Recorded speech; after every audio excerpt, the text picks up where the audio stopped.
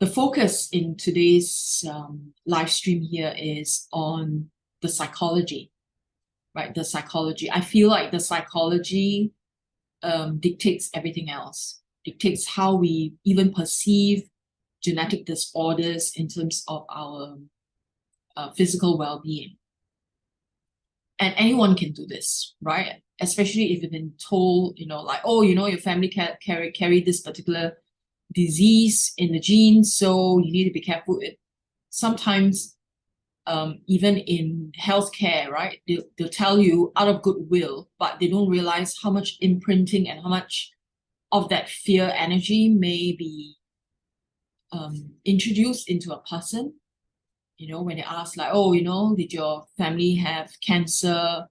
And how old were they when they had cancer? So they do all these health checks, right? And then they ask you to be careful. Now, knowing this is important so that you can do something to prevent it, right? It's not for you to await death or await like doomsday. That's not the point at all, right? So that's why the psychology is so important. The mindset, how we are looking at ourselves and how we are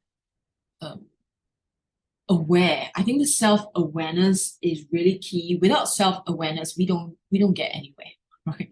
Self-awareness is one of the most important ingredients, right, in spiritual development, in consciousness work. And even if you don't want to grow spiritually, it's fine, but you want to be a healthy human being, right? Your psychology has to be really clear, and this means that you need to have self-awareness. And what is self-awareness? Right? Self-awareness is to question self, being aware of what you are doing and questioning yourself, and to wake up, to awaken yourself and to ask yourself, hey, what am I doing here? Is this the right thinking? And to have critical thinking. So you do not just follow, you do not just follow whatever anyone says, whether it's your family or even greater society. Be able to think for yourself.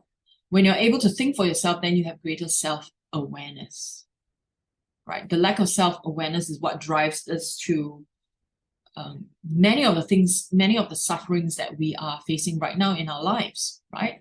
So self-awareness is very important.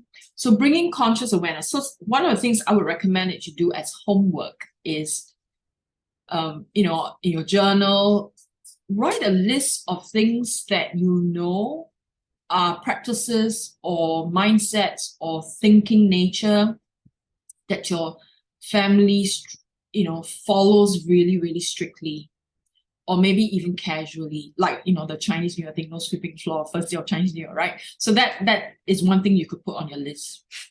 Some families would have a certain way of doing things. Like if you think this way, I'm trying to think from the top of my mind,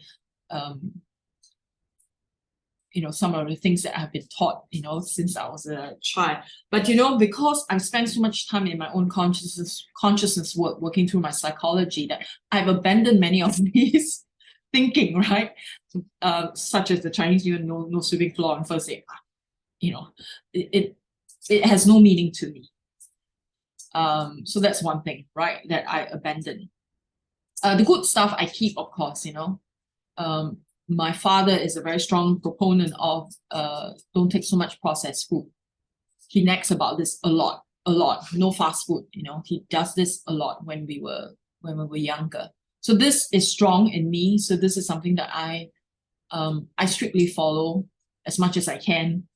And so in terms of health, right, I inherited some good thinking. I think because my family line, I guess my father has witnessed enough, the family members inheriting certain diseases, right?